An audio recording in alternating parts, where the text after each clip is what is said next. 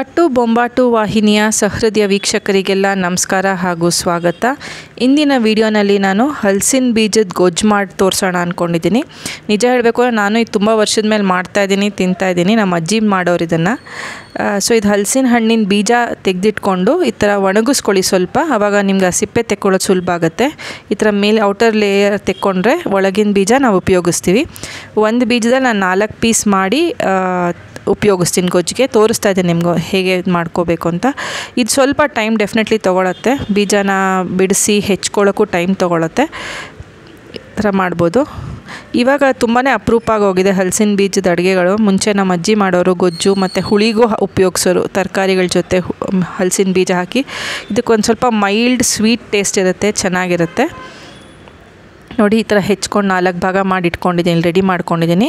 ಇವಾಗ ಗೊಜ್ಜಿಗೆ ಹುರ್ಕೊಳ್ಳೋಣ. ಸ್ವಲ್ಪ ಎಣ್ಣೆ ತೊಗೊಳ್ಳೋಣ. ಒಂದು ಬಾಣಲೆಯಲ್ಲಿ ಒಂದು 1/4 ಟೀ ಸ್ಪೂನಷ್ಟು ನಾನು ಮೆಂತ್ಯ ತೊಗೊಂಡಿದ್ದೀನಿ. ಒಂದು 15-20 ಕಾಳು ಇರ್ಬೋದು ಮೆಂತ್ಯ ಮೊದಲಿಗೆ. ಆಮೇಲೆ ಕಡಲೆಬೇಳೆ ನಾನು 1.5 ಟೇಬಲ್ ಸ್ಪೂನಷ್ಟು ತೊಗೋತಾ ಇದ್ದೀನಿ. ನೋಡಿ ಇದು 1 ಟೇಬಲ್ ಸ್ಪೂನಿಂದ 1.5 ಟೇಬಲ್ ಸ್ಪೂನ್ ತೊಗೋತೀನಿ ಕಡಲೆಬೇಳೆ. ಈ ಗೊಜ್ಜು ಮಸಾಲೆ ನೀವು ಯಾವ್ದು ತರಕಾರಿಗೆ ಬೇಕಾದ್ರೂ ಇದನ್ನೇ ಅಪ್ಲೈ ಮಾಡ್ಕೋಬೋದು, ಇದು ಜನರಿಗೂ. ಇಲ್ಲಿ ನಾನು 1/2 ಟೇಬಲ್ ಸ್ಪೂನಷ್ಟು ಉದ್ದಿನಬೇಳೆ ಸೇರಿಸಿದ್ದೀನಿ. ಆಮೇಲೆ ಖಾರಕ್ಕೆ ಹಸಿರು ಮೆಣಸಿನ್ಕಾಯಿ, ಒಂದು 4 ಹಸಿರು ಮೆಣಸಿನ್ಕಾಯಿ ತೊಗೊಂಡಿದ್ದೀನಿ.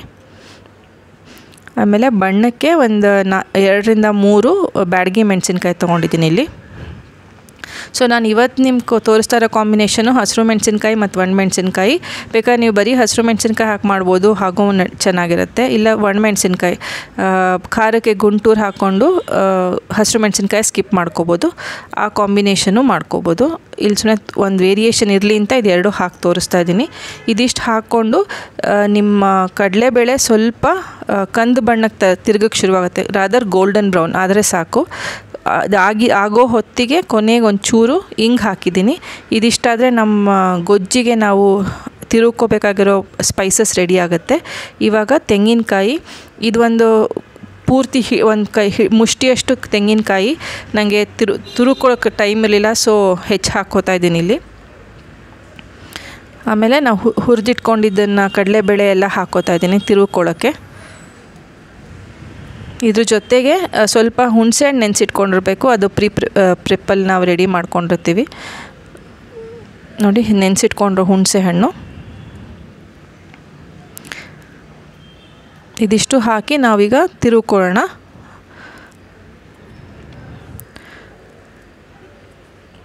ಅರಿಶಿನ ಮರ್ತಿದೆ, ಒಂದು ಚಿಟಿಕೆ ಅರಿಶಿನೂ ಹಾಕ್ಕೊಳ್ಳೋಣ ತಿರುಗ್ಕೊಳ್ಳೋಕ್ಕೆ. ಇದಿಷ್ಟಾದರೆ ನಮ್ಮ ಗೊಜ್ಜಿನ ಮಸಾಲೆ ರೆಡಿ ಆಗುತ್ತೆ ತಿರುಗ್ಕೊಂಡು ಇಟ್ಕೊಂಡ್ರೆ.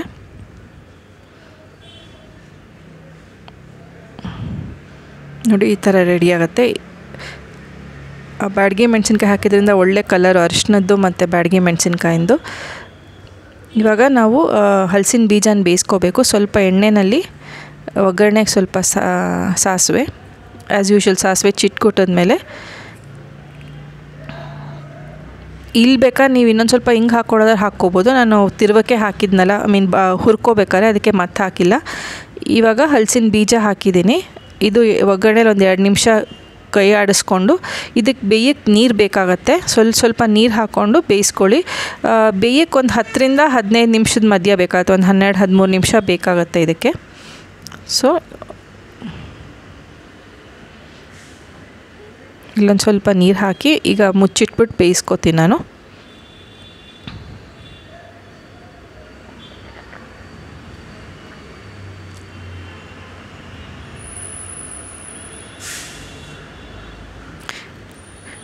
ಆಲ್ಮೋಸ್ಟ್ ಬೆಂದಿದೆ. ಇದು ತೋರಿಸ್ತೀನಿ ಹೇಗೆ ಚೆಕ್ ಮಾಡೋದು ಅಂತ. ಒಂದು ಪೀಸ್ ತೊಗೊಂಡು ನೀವು ಚಾಕುನಲ್ಲಿ ಕಟ್ ಮಾಡಿದ್ರೆ ಸುಲಭವಾಗಿ ಕಟ್ ಆಗಬೇಕು.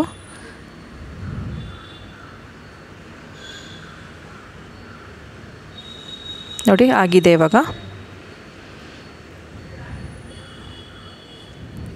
ಇವಾಗ ನೆಕ್ಸ್ಟ್ ಇನ್ನೇನಿಲ್ಲ, ಸಿಂಪಲ್ಲು ನಾವು ತಿರುವಿಟ್ಕೊಂಡಿದ್ದ ಮಸಾಲೆನ ಹಾಕ್ಕೋತೀವಿ. ಈಗ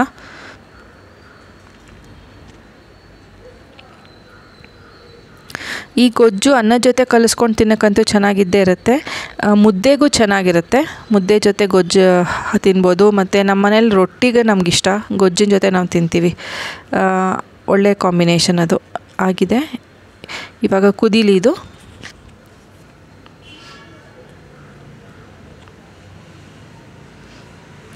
ಇದ್ರೊಳಗೆ ಕಡಲೆಬೇಳೆ ಇರೋದ್ರಿಂದ ನೀವು ಕುದೀತಾ ಗಟ್ಟಿ ಆಗುತ್ತೆ.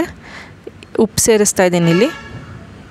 ಆಮೇಲೆ ಬೆಲ್ಲ ಆಪ್ಷನಲ್ಲು, ಬೇಕಿದ್ದರೆ ಹಾಕ್ಬೋದು, ಇಲ್ಲ ನಿಮಗೆ ಇಲ್ಲ ಅಂದರೆ ಸ್ಕಿಪ್ ಮಾಡ್ಬೋದು. ನೋಡಿ ಆಗಿದೆ ಈಗ ಆಲ್ಮೋಸ್ಟು.